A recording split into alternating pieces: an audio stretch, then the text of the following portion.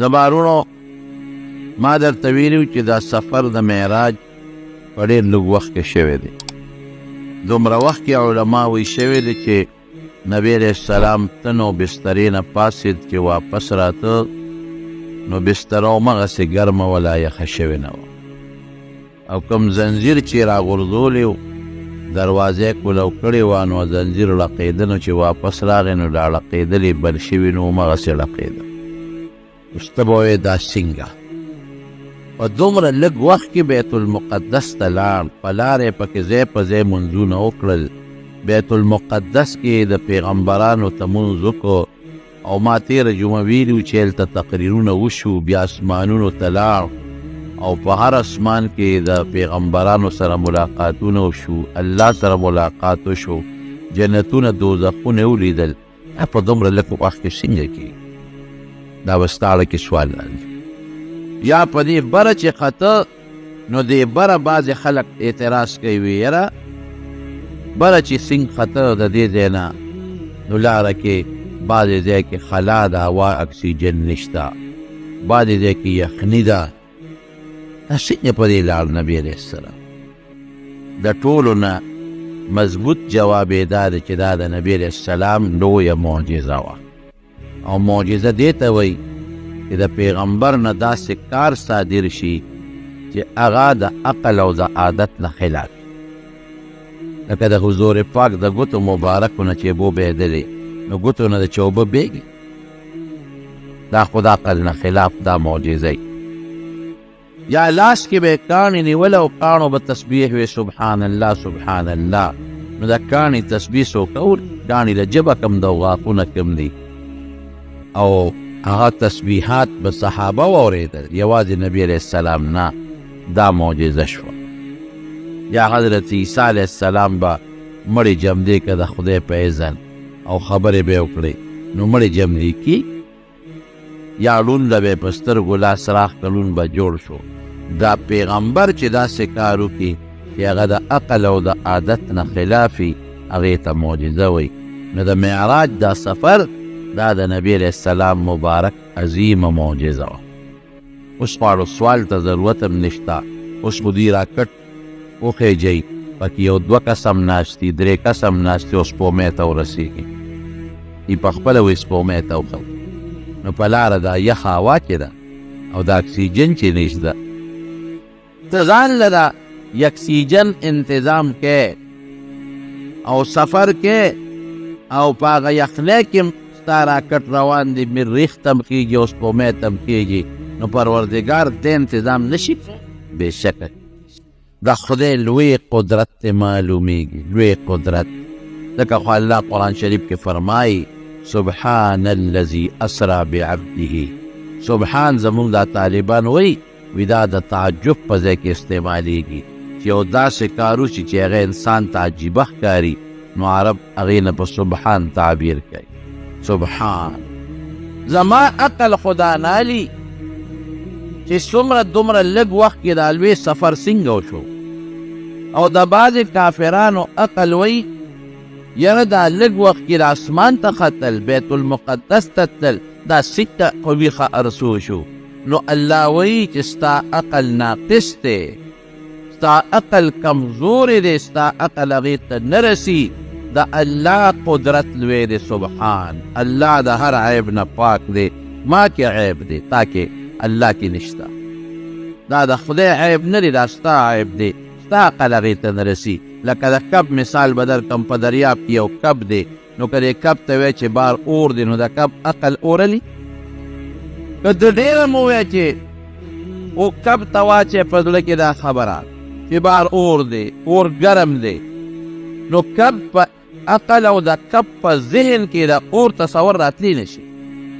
کب نه مني دا خبره، خو په یخنۍ کې په اوبو کې منډې تړلی وي، دا اور نه څه خبره دی او د اور د ګرموالي نه څه خبره دی. که ته ډېر وایې چې ګرمي د ګرمي وي، په قلار کې نه ګرمي نشته، ګرمۍ نه غریب خبر نه دی، او نه د ګرمۍ احساس ته هغه سره شته دی. نو ستا مثال هم دا هغې کب دی چې اوبو کې دریاب کې خو هر څه نه خبر، و د اوچې د غرونو او د کاڼو د دنیا نه دی خبر، او نه دا د هغه په عقل کې راتلی شي.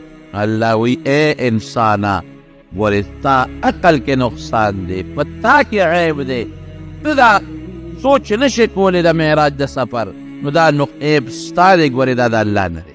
سبحان الله د هر عیب نه پاک. الله چې سوی کوي، الله چې سوی کولی شي، دا الله لوی قدرت دی او د خپل قدرت لاندې دا دنیا د خدای تابع ده چې الله سوی نه کولی شي. الذي اغا الله اسرا بعبده چې د شپې بوتللی وکړل په خپل بنده، د شپې یې بوتل. اسرا د شپې سفر ته ویلې کېږي. فاسر باهلک، حضرت لوط علیہ السلام ته الله تعالی فرمای فاسر باهلک بقطع من الليل، وی د شپې د خپل بال بچ وباسه. فاسر باهلک، د شپې وباسه. نو اسرا د شپې تلو ته وی. اسرا بعبده، او څوک یې بوتلل، بعبده خپل بنده بوت. عبد بنده خپل، او عبد څه ته وی؟ روح او جسد، وجود او د روح دواړو مجموعې ته وی.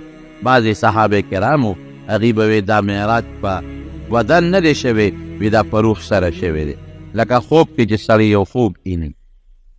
دا د خوب معراج دی، د ویښې نه دی. نبي علیه السلام وجود مبارک په خپله کوټه کې او په خوب کې دا ټول سفر شوی دی، خوبي سفر و. الله وی نه، بعبده، دا د هر چا خپله ری وي. عبد څه ته وایي؟ روح نه دی تلی، بنده تلی دی. بنده د روح او د بدن د دواړو مجموعې ته وایي. او سبحان د تعجب اله انسان اخلي چې بدن او روح دواړه تلی. که یوازې روح تلی دا سره تعجب خبره نه ده. د روح خو د هر چا سفرونه کوي. ډېر خلک جنت په خوب کې ویني که نه ویني؟ دوزخ ویني په خوب کې، مکه ویني په خوب کې، مدینه په خوب کې ویني. ته ګوده دلته په تورنځو کې پروت دی او روح دې په امریکا کې چکرې لګوي، په بیت الله کې چکرې لګوي. نو روح خو د هر چا په منډه تړلی دی. دا سره تعجب خبره نه ده. سبحان د تعجب اله راځي چې روح او بدن دواړو سفر کړی. اسرا د شپې تلل کړي دي، بعبده بنده خپل، دا روح او بدن دواړه یې بوتلی دي. لیلن، نو اسرا د شپې تلو ته وي. دا لیلن پکې ولې راغی؟ علما وایي دې کې اشارت دی چې دا په ډېر لږه شپه کې شوی دی. تنوین د تنکیر د تقلیل لپاره دی. اسرا بعبده، د شپې بیا بوتلی دی خپل بنده. روح وجود دواړه ولا بوتلی دی، یوازې روح نه، ځکه تعجب دی. او لیلن، لږ د شپې لږه حصه کې، پوټې نه حصه کې دا کار شوی دی. او کوم ځای نه یې بوتلل کړي دي؟ من المسجد الحرام الى المسجد الاقصى، د بیت الله د جومات ته د بیت المقدس جومات ته پورې، بیت المقدس چې ورته ته وي، هلته یې بوتلی. نو دا خو اسمانونو ته هم تل شوي دي. د هغې ذکر دلته رانغې، د دې دوو جوماتونو ذکر راغی. نبي علیه السلام ته دا خبره ښایي چې یو قبله دې دا ده، بله به دې هغه وي. دا یو قبله دې دا ده، بله هغه د پیغمبرانو وا قبله به مستی، او هغې قبلې پورې به مسته حکومت رسي. لکه دلته د حکومت هغې قبلې ته به د حکومت رسېږي. او قبله خو د انسان د عبادت یو ډېر لوی اهمیت لري. الله ورته ښایي چې ستا دین لکه د پخوانو پیغمبرانو د دینونو پورې محدود دین نه دی، یو عالمگیر دین دی. د شپې که تلل وی نو کافرانو به اعتراضونه، که د خوب تلل وی نو کافرانو به دونه اعتراضونه نه وی کړي، هغوی په اعتراضونه وکړل. او بیا د ابو جهل او بعضې داسې د 2-3 ورځو مسلمانانو 2-3 ورځې په اسلام کې شوي وي یا 15 ورځې، هغه مرتد شو واپس. هغې وی دا به څنګه چې دا ویښې تلل شوي دي اسمانو ته، دا خو زموږ عقل نه مني. نو که د خوب تلل وی نو د هغې نه څوک مرتد کېږي نه، هغه بیا سړی وما اریناکه څنګه دی رؤیا الا فتنة للناس، د بعضې خلکو دپاره یو لوی فتنه وګرځېد. چې نبي علیه السلام مبارک واپس راغی، نو ام هانې هله وې، ام هانې وی زه خو توده وې او زه خو د دې خپلې کوټې نه، ستا د دې کوټې نه دغسې 2 فرشتې رالې او په مخ مې دومره عجیب و غریب سفر وکړو. په ویښه وې وی چا تعلو نه مې کړ. ولې؟ اوس به دا خلک پراپېګنډې درپسې نورې جوړوي، څوک په 100 یو څوک په بل 100. پام کوه چاته غږ ونه کړې. نبي علیه السلام یې څنګه حل نه وی؟ الله بوتلم، دا خو عظیمه کارنامه ده، ما له خو خدای لوی کرن په ما په لوی احسان یې را باندې وکړه، څنګه ونه وی؟ نو راغی، نو ابو جهل ولا د ټولو نه مخکې په مخه ورغی.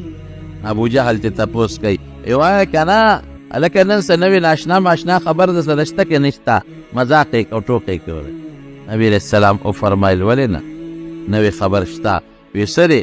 وی بیګا په لږ وخت کې خدای بیت المقدس ته او د بیت المقدس نه بر اسمانونو ته او د اسمانونو نه پورته د الله ملاقات او بیا جنتونو او دوزخونه راته خدای ښوولي دي. وی دا به په ویښه یې کم نه په ویښه تللی وی د خلکو مخکې به ووایي. هغه مطلب دا چې دا خو د خلکو مخکې دا خبره د ټولو نه ده، د خلکو مخکې به ووایي. وی او بلکل بیا هم د خلکو مخکې بس خلکو ته ابوجهل چغې کړی. بس ابوجهل خو خوشحاله و چې ودرېږه داسې خبره وکړه چې دا ټول د قابله د منلو نه ده. نو دا ټول خلک به ترې بدګمانه شي، دا خپل به هم ترې اوس پردي شي، دنیا پرې راغونډه کړه. راشه که نه وي نن خو دا ملګري نور سوی وی سوی. نو نبي علیه السلام ورته دا ټوله قصه وکړه. ګوره د خدای پاک پارشي کې حکمت دي.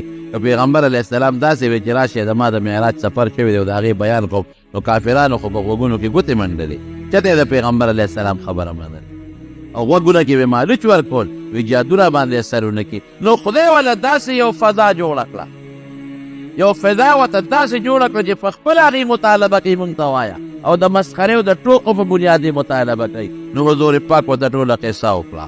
چې قصه یې وکړه نو هغوی لاسونه ټپول شروع کړل او شپیلي والې شروع کړل او خنداګانې شروع کړې. وګورئ ورته په دې دومره لږ ساعت کې یو کس ورغی تپوسونه ترې کړو. وی بیت المقدس جومات ته لاړې وی یو، نو چې کومو کسان شام ته تلي او د بیت المقدس جومات ته یې کتلي وو، هغوی ودرېږه موږ درته تپوس کوو څو دروازې وي د جومات، د ښار څو دروازې وي، د ښار نقشه څنګه ده، ښار کې غټې غټې آبادۍ بازارونه څنګه دي. خو چې دا تپوس یې د نبي نو بس خلک چپ شو. هلکه وی اوس پرې پته ولګي چې ته تللی او که نه یې تللی. وایه حضور پاک فرمایي چې دا تپوسونه یې ما نه شروع کړل، نو په ما باندې پریشاني راغله چې خدایه اوس یو سړی د شپې یو ځای ته لاړ شي او صرف 2 رکعته لمونځ پکې وکړي، نو هغه ته دا پته لګي چې د جومات څو دروازې دي او د ښار څو دروازې دي. چاته څه پته لګي؟ د شپې لاړ په تیاره کې او په 2 رکعته لمونځ یې وکړه راغی. تاسو موږ سره په دې جومات کې هره جمعه د جمعې لمونځ کوئ، نو که د تاسو نه تپوس وکړم چې څو سفرې زموږ په دې حال کې، نو ډېرو ته پته نه لګي. که نه لګي در پته نه لګي. که دا درته ووایم چې زموږ په دې بره چت کې څو بیمان دي، خدای شته څونه مونځونه پکې کړي، دا پته هم درته نه لګي. یو شي ته چې را چا توجه نه نو د هغې نه څوک نه خبر. زه دا پټکې د څه پټکې وې هر سهار یې وې ور ماښام یې روانې، که درنه تپوس وکړم چې ستا د دې پټکي څو ووهلې دي، کاکا زه د ولونه څه خبرې ما ته څه پته لګي. دا چاته پته لګي؟ څه چاته پته نه لګي. اوس که دا تپوس وکړم چې کومه کوټه کې سملې زه وایه که نه د هغې کوټې څو لاړې دي، د خپلې کوټې لاړې به هم درته نه معلوم. انسان چې کوم شي ته توجه ورکړي نو هغه ته معلوم وي، او چې توجه وله ورنکړي نو خو چاته نه معلومېږي. ته پټې کرې شوتل دې پکې وکره نو زه باړی درته معلومې دي، او غنم دې وکرل درنه تپوس کوم څو باړی غنم دي، یاره ما نه خو یېري چې څو باړی مې پکې جوړې کړي. نو نبي علیه السلام لږ ساعت نه لاړ، هغه ته څه پته وه، پریشانه شو. جبریل علیه السلام راغی. ولې پریشان یې؟ ګوره د نبي علیه السلام او د جبریل علیه السلام ملاقات خو به په معمولي وختونو کې دا تپوسونه چې کیسه به کوم، ورته ووایه او جواب در کوم. بلکل موږ دله انتظام کوو. څنګه انتظام کې؟ وی به دا زموږ کار دی. وی بلکل وایه چې څه تپوس کوی درته یې ویم. نبي علیه السلام فرمایي بیت المقدس الله راواغېسته او ما ته د مکې مکرمې دا ټول ښار سره د جوماته د مکې مکرمې په یو غر د پاسې راته کېښود. ټوله نقشه ورته را مخکې شوه. خلکو به په خوی اعتراض کو، وی دا ممکن چې ښار دې راوړي. اوس خو قصه اسانه تا ته په کمپیوټر کې ټول ښار ښکاري که نه ښکاري؟ په ټي وي کې راته ټول ټي وي څه کې دی، موبایل ته دې ګوره، په موبایل کې د ټوله نقشه ښکاري که نه ښکاري؟ ټول ښار یې راوړو په دا غر د پاسې یې ورته کېښود. دوی به تپوس کو څو دروازې دي د جومات، دروازې به ورته راوړې دي لکه تا ته چې په دې کمپیوټر کوم شی راښکاره کېږي. دوی به څه تپوس کو، دومره دروازې دي، د ښار څو دروازې دي، نقشه ورته ښکاره وکړه لکه په دا کمپیوټر کې درته هر څه اوړې راوړي که نه، هر څه ښکاره دي، دومره دروازې دي. بازارونه څو دي، هلته به ورته ښکاره شو دومره بازارونه دي. کلي کم طرف ته دی، دی خو جومات به کم طرف. خو چې څه تپوس یې کوم مخامخ ورته هر څه ښکارېدل، د هغې جواب به یې وله ورکړي. حق حیران شو، وایي سم مسله ده. اخره کې پې د الزام ولګاو ولید ابن مغیره، هغه وی داسې کار دی چې دا جادوګر دی، زبردست جادو. خبره یې والا په جادو باندې. حضور پاک ورته وی ودرېږې. یو کس پکې دا تپوس وکړو، وی ته چې بیت المقدس ته تلې د شام کې دی هغه، نو زمونږ قافله چې شام ته تلې ده کوم ځای وه؟ د ټوکو په بنیاد مسخره کول او ټوکې کولې نبي علیه السلام مبارک پورې. او نبي علیه السلام ورته د هغې جواب هم ورکړ، وایي ستاسو قافله د شامه را روانه ده او 3 ورځې پس به د چهارشنبې شپې نه مخکې دلته را رسېږي. او وایي زه درته د هغې یو نښه مخیمه، وایي یو خړ اوښ دې مخکې دی، خړ اوښ د ټولې قافلې نه، او په هغه خړ اوښ باندې 2 بوجۍ بار دي، یو انډۍ یو طرف ته دی د بوجۍ او بل انډۍ بل طرف ته دی. او دې قافلې والا نه تپوس وکړې چې زه تلم نو پلانکي ځای کې یو اوښ ورک شوی و، نو ورپسې ګرځېدل، نو هغه اوښ یې را پیدا کړ. دا تپوس ترې وکړې چې پلانکي ځای کې درنه اوښ ورک شوی و که نور ورک شوی. وایي زموږ 2مه قافله، وایي ستاسو 2مه قافله پلانکي ځای کې روانه وه. او وایي د هغې نه ته الویم، وایي زما براق د هغې خوا کې په منډه تېر شو، نو یو اوښ د هغې ویرېد، نو را پرېوت، نو خپی ماته شو. د هغې قافلې. او په هغه قافله کې زه ودرېدم، نو د پلانکي سړي په اوښ باندې اوبه پرتې وې په کوزه کې، نو هغه اوبه مې را واغېشتې، هغه مې وڅښلې.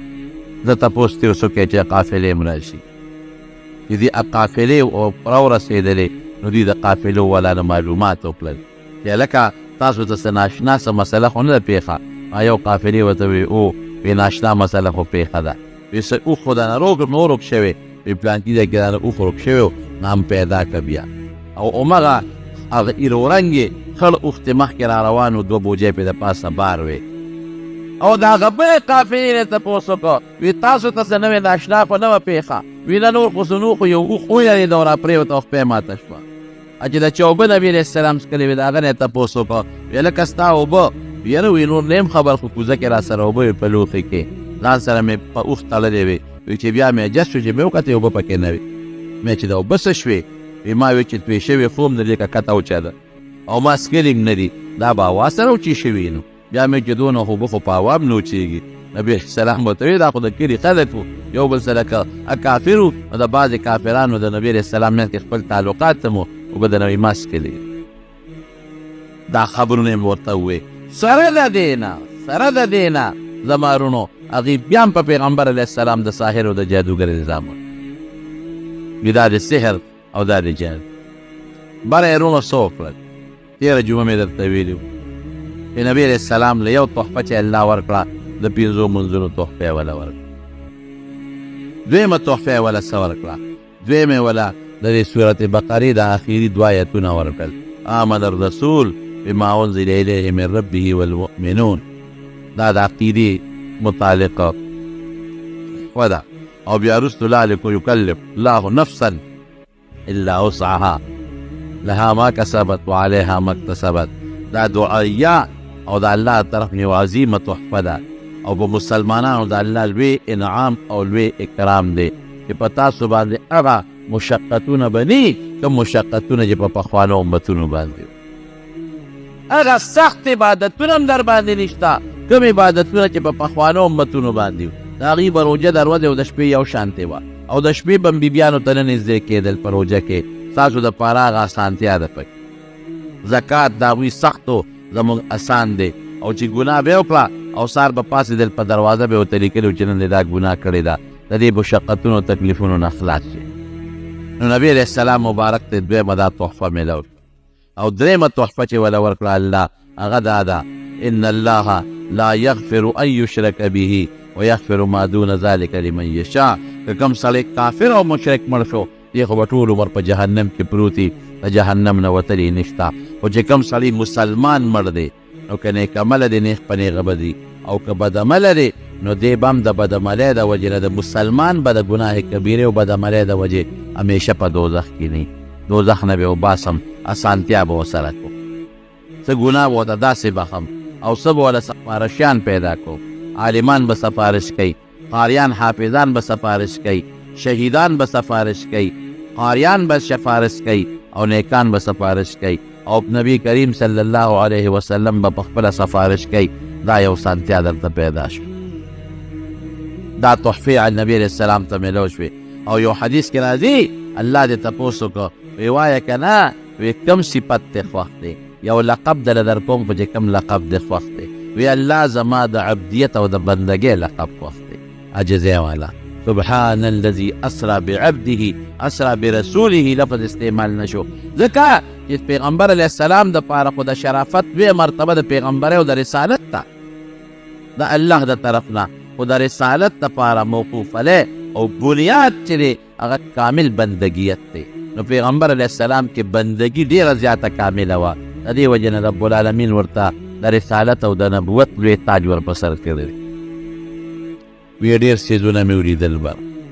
دا اوس دوه قسمه معراج دی دلته کې، یو یخزتن یو منامن.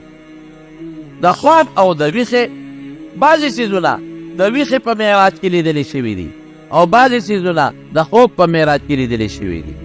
د بعضو فرق په احادیثو کې شته او د بعضو ذکر په احادیثو کې نشته چې دا د ویښې هغه معراج کې دي او که د خوب په معراج کې دي. خو به هر کې نبي علیه السلام فرمایي جنتونه مې ولیدل، ډېر ښایسته ښکلې مزېدار جنتونه مې ولیدل. او فرمایي وی داسې جنتونه مې ولیدل چې جنتونه کې کومې ولې بېدلې ولې، نو هغه ښایسته ښکلې ښکلې د هر جنتي په کور کې څلور ولې دا مې لیدلي دي. یو د اعلا پیو، یو د سوچو شرابو، او یو د سپینو اعلا مزیدارو اوبو، او یو د شاتو. خو د جنت د شرابو متعلق لیکي چې په هغې کې به نه سرخوږي وي او نه به پکې نشی. د جوسو په شکل کې لکه څنګه چې د عام جوس خلک سکي او دله پې خوند ورکوي، دغسې د لذت دپاره به استعمالېږي. وی خاوره نبی علیه السلام فرمایي وی د جنت خاوره چې ده وی دا زعفران دي، زعفران د جنت خاوره. او حضرت عمر فاروق رضی الله تعالی عنه ته فرمایي وی عمره وی ستا محل مې په جنت کې ولیده، وی ستا د محل خوا کې یو خشته وله بېدله او یو خشته جینۍ پې ناسته وه او هغې به په مخ اوبه چولې او چې اوبه به ترې واپس د مخ نه بېدلې لکه د ملغلرو به دوړېدلې. نو یې ما تپوس وکړو چې دا محل د چا دی، دا ډېر لوی عالیشان محل. نو وی چې دا د عمر دی. بخاري شریف کې دا حدیث راځي. وی عمر ستا غیرت را مخکې شو نو وردننه نه شوه. چې سنت ته خو ډېر غیرتي، عمر کې غیرت زیات و چې صاحب زما کور ته بې زما د اجازت نه ولې وردننه. وی ستا غیرت را مخکې شو نو وردننه نه شم ستا محل ته. نو حضرت عمر فاروق د خوشحالۍ نه وجړل. ابیکه اغارو یا رسول الله، د خدای رسوله زه به په تا غیرت کوم چې ته ولې بې اجازته چې ته زما ګوټ کور ته ننوتې وې، زما دپاره لویه خوشحالي. او یو روایت کې راځي بلال ته به خندل نبي علیه السلام وی بلاله ستا د جنت محل مې لیدلی دی او ستا قدر مې لیدلی دی. ډېر ښکلی محل عظیم الشان. او دقسې یو وله و یو جینۍ پې او په مخ اوبه چولې، ډېره خوبصورته وه. نو ما تپوس وکړو وی د دې نه په خپله تپوس وکړه. نو ما ترې تپوس وکړه ته څوک یې، دا محل د چا دی؟ وی دا ستا د یو امتي د بلال، دا د هغه محل دی. او ته څوک یې؟ وی زه هم د هغه په انتظار شپې ورځې اړوم راغلم. دا څیزونه مې ولیدل، ناشنا جنتونه. حضرت ابراهیم علیه السلام نبی علیه السلام ته فرمایي وی امت ته دې حکم وکړه، امت ته دې حکم وکړه چې جنت کې بعضې ځایونه داسې دي چې هغه خالي میدانونه دي، ونې هم شته، بنګلې هم شته، بلډینګونه هم شته. خو د حدیث معنا چې علما کوي ادا چې بعضې پکې خالي میدانونه هم شته د هر چا په جنت کې. هغې کې به خدای وله بوټي کري، خو بوټي به په څه کري؟ وی تاسو د الله تسبیحات زیات وایې. نو چې څوک یو ځل تسبیح ووایي هلته به وله بوټي نال شي، چې څوک دوه ځله تسبیح ووایي نو هغه له به دوه بوټي نال کېږي، او چې څوک درې ځله تسبیح ووایي 3 بوټي به نال کېږي. او د جنت که ته وایې دا خو به زه په زرګو تسبیحات ویم نو د زرګو بوټي به دله خدای نال کوي. هغه جنت داسې نه لکه د دنیا 2 کناله یا کناله یا یو مرله او 2 مرلې ځمکه. د ټولو نه لاندې جنتي، په بخاري کې حدیث دی، په مسلم شریف کې هم شته، ټولو نه لاندې جنتي بلکل چې د هغه نه لاندې مرتبې والا بل نه. نبي علیه السلام فرمایي چې بلکل د دوزخ نه یې راوباسي، د دوزخ نه، او دا اخیری مسلمان فاسق په دوزخ کې دی او راوی باسي او جنت ته ور مخامخ کې. نو الله به ورته وایي ځکه نه، وی شابه غواړه څه غواړئ؟ دی به یا خدایه ماله څه راکړې، جنت خو ډک دی. ابوتار څه ډک ښکاري؟ وی ډک نه دی، غواړه شابه. نو د دنیا لس چنده د دې ټولې دنیا لس چنده غټ جنت بوله خدای وایي دا دنیا چې لس چنده را یو ځای دونه بوله خدای ورکړي ولې هلته داسې ژوند خو نه دی لکه ستا چې دا دلته کم ژوند دی هلته به درته هغومره کوټې شي ښکاري د هغې داسې مثال دی لکه یو میږي ته ستا دا 2 کناله کور ټوله دنیا ښکاري میږي وایي خدای دا خو د دې سر نه چې هغه سر ته رسېږم نو 100 کاله کې به رسېږم میږي ته ستا دا کور یو لویه دنیا ښکاري لیکن تا ته پوټینۍ شی ښکاري دغه رنګې دلته چې موږ د جنت تصور کوو موږ ته ځان د میږو په شکل ښکاري او جنت راته یو لوی حیثیت ښکاري او چې هلته ورسېږي نو حیثیت به دې بیا بدلي د سترګې په رپ کې به یو ځای ته رسېږي طاقت به دله خدای دومره درکړي نه در باندې خفګان راځي نه در باندې شپه راځي نه در باندې سترګې راځي په جنت کې او نه دله خوب راځي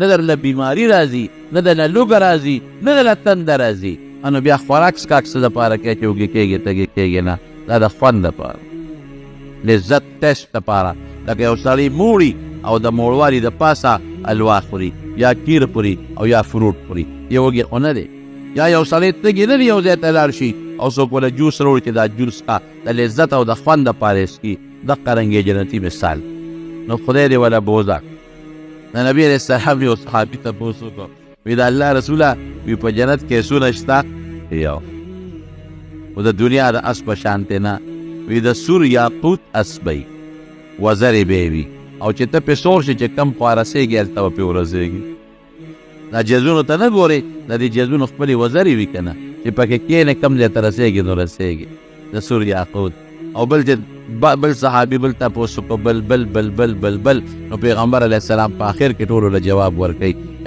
وی خدایم وله بوزه صحابو ته وایي نو وی چې ته پکې څه غواړې نو امر الله خدای پاک دري ولکم فیها ما تشتهي انفسکم ولکم فیها ما تدعون چې څه دې زړه غواړي او څه په څه سوال کوې د خدای نه به خدای درکوي خو کوم غیر مناسب څیزونه دي د هغې سوال به د انسان پړه کې نه تېر د غیر مناسب باندې تپوس وکړو نسوار به پکې میلاویږي او که به نه میلاویږي ځکه چې الله وایي چې ته څه غواړې زه به یې دله درکوم ما یې د نسوارو ډبلی هلته نشته او د نسوارو برغی شته هلته نشته دا شی به د انسان پړه کې د دې تصور نه راځي دا به غواړي نه دی به نفرت د انسان د دنیا د دې ګنده څیزونو د بل ښځې ته کتل د بچو د راوړلو د دې تصور به د انسان پړه کې نه راځي د دې نه به نفرتي دا به نه غواړي دارنګې د چا ازمې د چا پلار په دوزخ کې پروت دی او کافر دی د زړه کې به د هغه د بښنې سوال نه راځي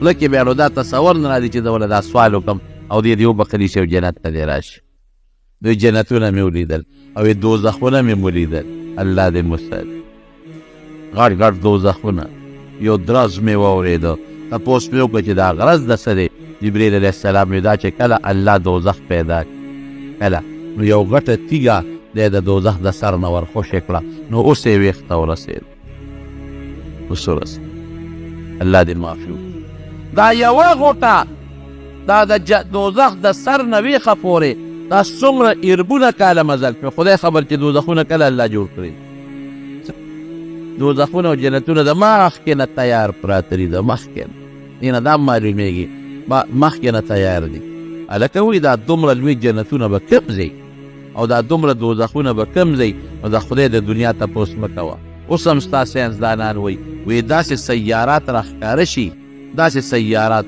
چې تر ننه پورې د انسان ساینس هغې ته نه دی رسېدلی داسې سیارات هم په دې عالم کې شته په دې مخلوق کې الله تعالی ډېر لوی قدرت زموږ مثال خو د ماشو د میږو دی بل یو سړی دی هغه سره یو غټ کاڼی دی هغه اوچت کې و د دې سړي د کپرې لی راوبری وي دا سړی چخڼې شي ریچې شي او دا کاڼی ټوپ کې هلته ودانګي سړی بیا ورشي کاڼي پسې چې راوړي یې د ده سر بیا جوړ شوي نو بیا یې پرې ولي نو بیا سر چې پړ شي نو کاڼی بیا ټوپ کړي دی بیا ورشي کاڼي پسې یا کاڼی راوړي سر یې بیا جوړ شوي نو بیا یې ولي او دی ورته غټې چغې وباسي نبي علیه السلام دې تپوس وکړو وي دا څوک دی وي ته راځه مخکې به خبرې بل سړی مې ولید چې د هغه په دې وخت کې یو چاړه ورکړي یو کونډه تاو چاړه او اول په دې وختي کې ورکړي او د سټه پورې ولا دا وخت کې وشلی دې ورته چغې وباسي او بیا ولا دا چاړه دې بل وختي کې ورکړي دې سټه پورې ولا وشلی دې ورته چغې وباسي وینې ته بیږي نو چې دا ولا وشلی نو دا جوړ شوي دا ولا بیا شلی چې دا وشلی نو دا ورته جوړ شوي دا ولا بیا شلی او یا په قینچو ته شونډې پرې کوي الله دې وساتي دا څوک دی وی صبر وکړه مخکې ده وی مخکې لاړم د وینو دریاب دی د وینو او خوټ کېږي او د هغې په میانځ کې یو سړی دی لامبو وی غاړې ته راځي چې دې غاړې ته راورسي نو په غاړه یو بل سړی دی کاڼي ورسره پراته دي نو کاڼي روچت کړي او غوزار وکړي دغه لامبو زر په دا خوله کې ولي رستا په خوله ولګي او د کاڼي دوم زوري چې د دریاب میانځ ته ورسوي نو د هغه ځای نه بیا په لامبو راځي غاړې ته نو چې ځای غاړې ته رانږدې شي نو دی بیا په دې خوله کې ولي نو دومره یې زوري چې بیا د دریاب میانځ ته ورسوي ما یې دا څوک دی دا خوار خو په وینو کې په خوټ کېدلو وینو کې ژوند تېروي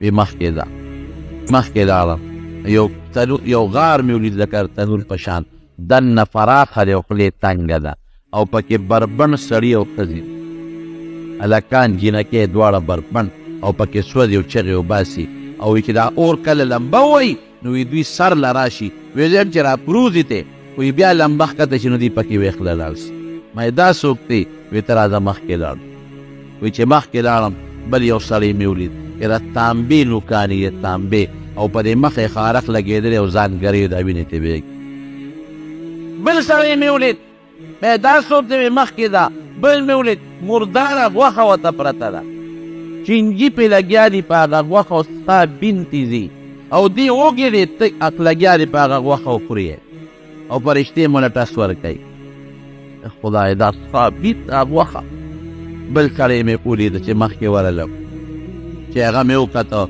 نو خېټه داسې ده چې د لوږې د مري او کاڼي رالي دا کاڼي ریزي او په دا خوله کې ورکوي او په هغې ټکونه لګوي او تېروي وی چې ټوله شپه مو ګرځولم وی مې کې دا څوک و جبریل علیه السلام راتاله وی هغه ړومبې چې دي ولي چې دا سر به وله په کاڼي میده کو دا انسان دی چې خدای وله د قرآن غوندې لوی نعمت ورکړی دی نو د ورځې م وله توجه نه ورکوي او د شپې م ودي تلاوت یې نه کوي دی د قبر عذاب دی د قبر عذاب چې مړ شي دا سزا شوه لوی نعمت مې د قرآن په شکل کې درکړه د ورځې دې په عمل ونه کړه او د شپې دې خوب وکړ او تلاوت یې ونه کړه لاړ شو هغه دویم چې ته ولید چې وختي به یې وله شلو دا دروغجن سړی دی چې په دنیا کې دروغ وایي دروغ وایي سړی دروغ خطرناک جرم الله قرآن شریف کې فرمایي لعنت الله علی الکاذبین وی دا دروغجن زما د رحمت نه لري دروغ ولې بعضې خلک د بل مسلمان د خوشحالولو دپاره او څوک د بل د بچکولو دپاره او څوک د ځان د مشورېدو دپاره او څوک د پردي مال د خوړلو دپاره بې ځایه دروغونه وایي دا لوی جرم دی دروغ چېته مه وایه پام کوئ یو انسان خوشحالېږي او که خفه کېږي ولې دروغ وایي په بعضې موقعو کې توریه جایزه ده توریه دې ته وایي چې د یو خبرې دوه رخی تا ته مجبوري وي او ته یو رخ پرېږدې او بل رخ یې والي یو سړی درنه تپوس وکړي مثلا یو دشمن چا پسې راغی او هغه دا تا نه تپوس وکړي چې هلکه پلان کې څه شو که ته ورته وایې چې دلته دی نو ولي یې وجنې یې که ته ورته وایې چې نشته دلته نو بیا به دې ممکن ده چې دروغ ګناه کې راځي نو دې ځمکې ته ګوته ونیسه وایې دلته نشته او په دا ګمان وکړي چې سړی په دې جومات کې نشته او تا دا خیال وکړه چې ځمکې ته یې ګوته ونیوه چې دې ځای کې نشته دې ته توریه غوندې وایي یو لفظ دوه معنی وي ته یو معنا والی او بل سړي ته دې بله معنا ور مخکې کې نو دا هم د ضرورت لپاره په بعضې موقعو کې جایز ده او یا یو څو ځایونو کې دروغ نورو ځایونو کې هم جایز دي یو هغه وخت کې چې جهاد لځې د جهاد په میدان کې دشمن ته دروغ ویلی شي چې ځان ته بچ کړي هغه راګیر او دویمه موقع دروغو د دوو مسلمانانو چې روغه کوي نه خو یو بل پسې لګیا دي خبرې کوي نو که ته په دا میاشت کې دروغ ووایې چې جوړه یې راشي نو خیر دی او دریم ښځې ته په بعضې موقعو کې دروغ وایي ښځه درته وایي ما له دا پلانکی جوړه راوړه او ستا وس نشته چې هغه جوړه وله راوړې او بازار ته لاړې نو که دې راونړه او ورته دې وایي چې ښځې راوخو مې دړه نو خدان لغم دی وکړه نو خیر دی که څه داسې چلول دی ورسره چې د هغې د جنګ نه هم ځان خلاص کړې دا هم په بعضې موقعو کې همیشه نه دروغ د دروغجن دغه سزا ده شونډې به دې پرې کوي د قبر عذاب یې دا دی دا د قبر عذاب دی خیرت خو چې بیا حساب کتابو شي هغه وروستو خبرې دي وی درېم چې تا کوم د هغه وینې په دریاب کې ولیده د لامبو یې والا دا سودخور دی سودخور الله یې د سود نه وساتي نن ډېر لوی سودي کاروبار روان سم د دنیا په سودونو باندې نښتې ده او په مختلفو طریقو خلک د سودونو کاروبار کوي سود ډېر لوی خطرناک جرم سود د خدای سره جنگ دی جنگ او په سود مال زیاتېږي نه یمحق الله الربا و یربي الصدقات الله وی د سود پیسه کې برکت نه دا ختمیږي او حلال بیا تجارت کوه دی کې به خدای فایده سود حرام شی دی خپل مال په زور حرام دی دا سود خور بل چې تولید چې هغه مخ باندې د تانبین وکان راښکل وینې ته بهېدلې دا غیبت والا دی غیبتي سړی دی نن سبا څومره غیبتونه دي او اوس خو د الیکشن ورځې را روانې دي ګټه به د لیډرانو وي او اخرت پې ته ځان نه خرابې څوک به د یو غیبت کوي یو څوک به د غیبت په لوی غم او په لوی قهر دا خلک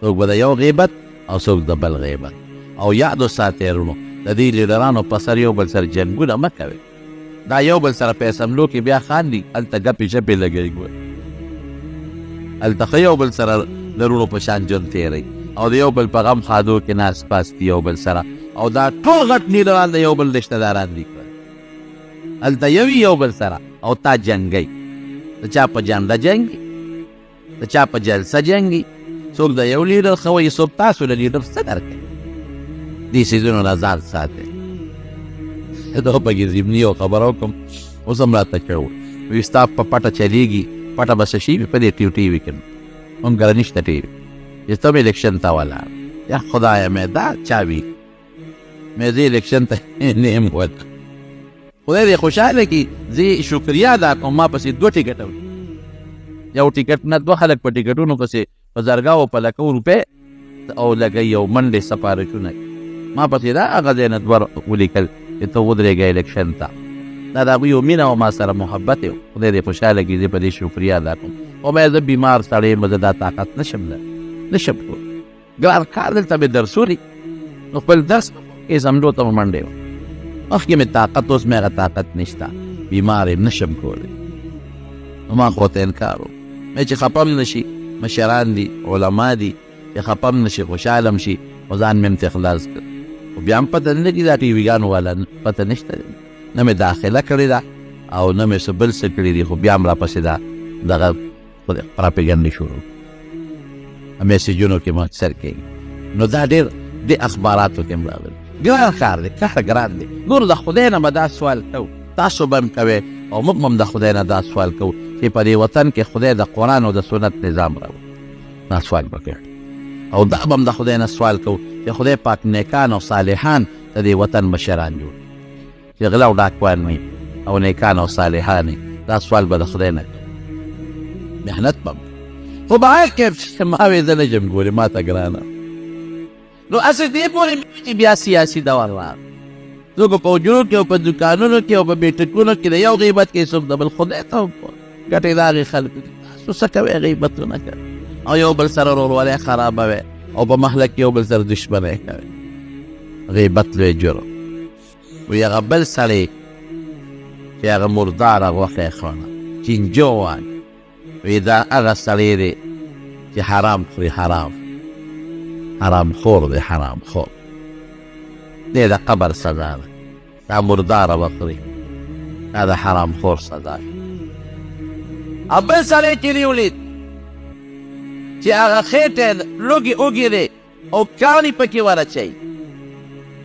دا هم سودخور دی خو د سودخور مختلف قسمونه دي څوک په یو شکل کې سودونه کوي او څوک په بل شکل کې سودونه کوي دا نبی علیه السلام ته خدای پاک د قبر عذابونه مو جهنم یې ورته دوزخونه او جنتونه مو ورته خدای پاک وښود دا د حضور پاک عظیمه معجزه ده ډېره لویه معجزه د دې نه غټه معجزه یو د پیغمبر علیه السلام په معجزاتو کې لویه معجزه هغه د مارونو قرآن شریف دا لویه معجزه او دویمه لویه معجزه د معراج.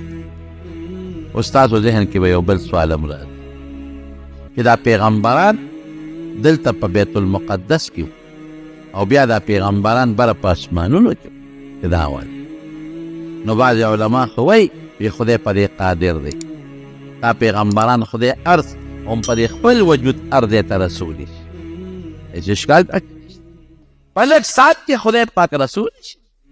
او بعضې حضرات وایي ویله دی روحونه جسد مثالي چې ورته وایي هلته ورته خدای داسې خپلې واقعاتو اورېدو دپاره زموږ چینل سبسکرایب کړئ خپلو ملګرو سره شیر کړئ. ډېره مننه.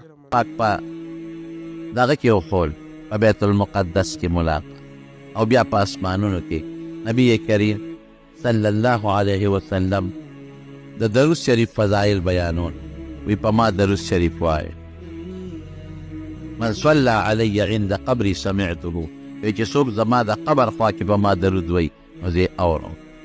ومن صلی علی نائیا او چې چا په ما د لرې ځای نه درود شریف وی ابلغته نو ما ته د فرشتو په ذریعه رسیږي. ان لله ملائکة سیاحین فی الارض دا الله فرشتي دی او په مخ د ځمکه چکرې لګوي یبلغوني عن امتی السلام او چې کوم دی په ما زما امتي سلام وي نو ما ته یې رارسوي. نو صحابو ته تپوس وکړو د الله رسوله زمونږ دا سلام به تا ته څنګه در رسیږي ته خو به خورې شوې وجود خو به د ریزه ریزه شوي خورې شوې وی. نبی علیه السلام وفرمایل ان الله حرم على الارض ان تأكل اجساد الانبیاء وی خدای په ځمکه حرامه کړې ده چې د پیغمبر غوښه دی ځمکه به د پیغمبر غوښه نه خوري. او فرمایي چې نبی الله حی یرزق د خدای پیغمبر په قبر کې جمدي وي او روزي ورته ملاوي. دا د خدای یو قدرت دی او پروردګار خپل قدرت ښکاره کوي. هلته قبر کې وي خو ګورې یو خبره ذهن کې واچوه دا چې پیغمبر د یو ځای نه بل ځای ته رسول دی دا الله په خپله وخت په خپل قدرت رسوي. ګورې پیغمبر په خپله نشي تللی او نه په خپله ځي دا د الله غوښه ده یو ځای نه بل ځای ته ورسوي د بل ځای نه بل ځای ته ورسوي یا د خپل جسد سره او یا په روح سره. الله په دې قادر دی دا کار الله کولی شي په خپله خوښه نه ګورې چې کوم ځای کې خوښ یې هلته ځان رسوي دا خبرې ټولې غلطې دي. د هغې یو مثال به در په بخاري شریف کې یو حدیث نبی علیه السلام فرمایي امام بخاري دا حدیث یو ځای نه بار بار راوړی دی وی زه چې کله د حوض کوثر په غاړه کښېنم او اوس دغه ورکوم اوبه ورکوم د حوض کوثر نو یې بعضې کسان دي زه به یې پیژنم نو دوی به ما له راځي حوض کوثر نه نو فرشتې به راشي په دا میاشت کې به ورته ودرېږي ما نه به یې مني زه به ورته وایم چې اصحابي وفي روایت اصحابي خو زما ملګري دي دغه مې ملګري دي راپرېږدی چې اوبه وله ورکړم. دا فرشتې به وایي وی تا ته پته نه لګي وما یدریک تا ته نه خبر انهم بد دي خپل دین بدل کړی دی لن یزالوا مرتدین علی اعقابهم منذ فارقتهم وی چې ته کله را جدا شوې نو دوی خپل دین بدل کړی دی مرتد شوي دي. دا یو څو کسانو چې هغوی د یو څو ورځو مسلمانان اسلام یې راوړی خو چې نبی علیه السلام وفات شو نو هغوی واپس مرتد شو. کچا د یو څو ورځو مسلمانانو د یو څو ورځو کچا واپس مرتد شو نو دا هغه خلک دي چې ستا د وفات نه پس واپس تللی دي مرتد شوي دي. د نبی علیه السلام په وفات بعضې کسان دا کچه مسلمانان د 2-3 ورځو دا واپس مرتد شو وی ښه دا څنګه پیغمبر دی چې دی مري موږ خو یې دی به نه مري لاړ مرتد شو. نو نبی علیه السلام فرمایي چې زه به داسې وویم کما قال العبد فاقول کما قال العبد الصالح. عیسی علیه السلام چې څنګه وایي زه به داسې وویم وکنت عليهم شهیدا ما دمت فیهم فلما توفیتني كنت انت الرقیب علیهم چې تر څو زه په دنیا کې دې سره موجود وم نو زه خو ته خبر وم نو دا خو ما د هغه خپلې پوهې خبره وکړه زما وخت کې دا مسلمانانو او چې تا زه بیا قبض کړم وفات ته کړم نو بیا ته خدای ته خبر یې زه ته نه یم خبر. نو که د پیغمبر علیه السلام په خپل اختیار دنیا ته راتلي شي په خپل اختیار، نو بیا د خپلو ملګرو نه ولې نه و خبر؟ بیا نه یم خبر. دا د خدای خوښه ده چې کم خواته یې رسوي او کم خواته یې نه رسوي. روح یوازې روح هم وله رسولی شي او روح او بدن دواړه هم ورته رسول. کله یو څو پیغمبرانو سره ملاقات ولی شو، حضرت آدم علیه السلام سره. پیغمبران خو ډېر دي، د اوو سره ولې ملاقات وشو؟ نو وجه یې اوږده ده خو مختصر نه یې درته وایم. آدم علیه السلام سره ځکه لومبې ملاقات وشو چې دا ستا نیکه دی ښه، او چې څنګه ده هجرت کړی دی د جنت نه دنیا ته، دارنګې به ته هم هجرت کوې د مکې نه مدینې ته، او چې څنګه دی په مخ د ځمکه خلیفه او د الله او د الله حکمونه یې رسولي دي، دا ډیوټي ستا په سر. او بیا په دویم اسمان کې حضرت عیسی او یحیی علیه السلام سره ملاقات وشو. دی وله ولې غوره عیسی علیه السلام دې کې دې خبرې ته اشارت دی چې څنګه عیسی علیه السلام په مخ د ځمکه ګرځېدلی دی او د خدای د دین د دعوت په سلسله کې دارنګې به ته هم چکرې لګې او ګرځې به، او چې څنګه د عیسی علیه السلام دشمني شوې ده نو ستا به هم دشمني کېږي، دشمنان به دې جوړېږي. او یحیی علیه السلام د عیسی علیه السلام د ترور دی د هغه ملاقات، لکه یحیی علیه السلام تر دین په لار کې تکلیفونه ورسېدل او شهید شو، دغه رنګې تا ته هم تکلیفونه رسېږي. دې نه پس به نور هم لکه احد کې د علیه السلام غاښ مبارک مات شو او د وجود نه وینې وبهېدل، خو دشمن به دې هلاکېږي څنګه د عیسی علیه السلام او د یحیی علیه السلام دشمنان هلاک شو. او څنګه چې عیسی علیه السلام له مې معجزات ورکړي او انجیل مې ورکړی، تعالی به معجزات درکوم او کتاب به درکوم. هارون علیه السلام سره او د موسی علیه السلام سره ملاقات وشو. او په څلورم اسمان کې ده، په درېیم اسمان کې د یوسف علیه السلام سره وشو. دې کې دې ته اشارت دی چې څنګه د یوسف علیه السلام رونه د یوسف علیه السلام مخالف، په اخره کې خدای پاک بری یوسف علیه السلام به ورپورې تابع شو، دارنګې به ستا قوم ستا مخالف ګرځي، بیا به د اخره کې تابع کېږي. او د موسی علیه السلام او د هارون علیه السلام څنګه چې موسی علیه السلام قوم دشمني ورسره وکړه او خدای دې موسی علیه السلام بچ کړه، قوم یې غرق کړه، دارنګې ستا خلک به هم دشمني کوي او چې څوک د مخالفت کوي غرق کېږي به. او د هارون علیه السلام چې څنګه موسی علیه السلام کوه طور ته لاړ او هارون علیه السلام قوم د هغه ونه منه او د سخي عبادت یې وکړه، او بیا موسی علیه السلام راغی چې چا د سخي عبادت کړو هغوی ته سزا ورکړه. دغه رنګې ستا د دشمنان ابوجهل او دې خلکو له به خدای سزا ورکړه. او بیا اخره کې ابراهیم علیه السلام سره ملاقات. دې کې هم دې ته اشارت دی چې ته په دین کې او په شرایع او په اصولو کې به د ابراهیم علیه السلام تابع وي، او هغه بیت المعمور ته ډډه والې وه. نو اشارت دې ته دی چې څنګه هغه بیت الله هم د ابراهیم علیه السلام د لاس جوړ شوی دی که نه، نو ستا د بیت الله غلبه به هم راځي. او چې څنګه د بیت المعمور طوافونه کېږي او عبادت کېږي، دغه رنګې به ستا د بیت الله هم په ډېر لوی تعداد کې به خدای پاک دا خلک مؤمنان جوړوي او د عبادت به کېږي. دا څیزونه نبي علیه السلام ته خدای پاک وښول. زما ورونو، یو خدا د حضور پاک ډېره لوی عظیمه معجزه وه، ډېره لویه معجزه نمبر 1. او دویم د خدای لوی حکمت پکې ده چې الله سره ملاقات هم وشي. او بل دا چې څوک چاته تقریر کوي یو شی لیدلی نه، لکه حج چالي کړی او د حج بیان کوي، او چې چا حج کړی او د حج بیان کوي، دواړو کې فرق شته که نشته؟ چې جنتونه او دوزخونه وویني او اسمانونه او فرشتې وویني او پیغمبران وویني او بیا بیان کوي، نو دا به بیا ډېر تاثیر وکړي په خلکو. لیدلی شوی لیس الخبر کالمعاینه، په سترګو لیدل جدا شی دی، او چې لیدلی نه خبر ورکوي هغه جدا شي. او بل د حضور پاک چې مکې خلکو کم تکلیفونه ورکړل او کم سختۍ پې تېرې شوې، نو دا د هغې په مقابله کې وله خدای پاک یو لوی نعم البدل ورکړي، یو انعام وله خدای پاک ورکړي. دا عظیمه معجزه ده د نبي کریم صلی الله علیه وسلم. دا معجزه د نورو خلکو نشته. حضرت عیسی علیه السلام الله اسمان ته پورته کړی په څلورم اسمان کې دی، او زموږ عقیده ده چې جمدې ناست دی، او دا قیامت نه مخکې به یې خدای پاک راکوزوي، او د نبي علیه السلام د شریعت مطابق به دې خپلې فیصلې کوي او خپل عمل به کوي، او بیا به وفات کېږي، او د پیغمبر علیه السلام په کومه کوټه کې چې دفن دی نو په هغې کې یو قبر دی خالي دی، هغې کې به دفن کېږي. دا عظیمه معجزه شوه، او د پیغمبر علیه السلام لوی شان ته خدای معلوم.